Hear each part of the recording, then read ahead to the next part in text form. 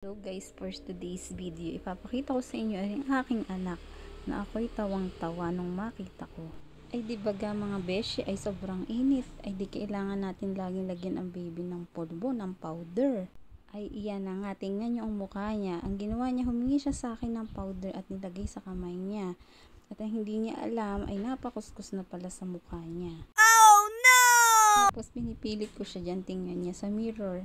Eh di nung una tinignan niya, aba pagbalik niya ay natakot sa kanyang face lock. Ako'y tawa ng tawa. Tapos pinipilit ko siyang tingnan niya pa rin sa mirror. Ayaw niya na talaga. Sa daming kalokohan ni rin aking anak, kaya naman binigyan ko ay binubuang araw ang likod sa sobrang init ay kaawa-awa naman. Kahit gabi, nililiguan ko siya. Ay ako'y natatawa ay giling ay takot na siyang tumingin sa mirror at akala niya palaging may ghost daw. Ghost? Nga guys, ang mga simpleng kalokohan ni Jimuelo. Thank you for always watching our videos. Thank you.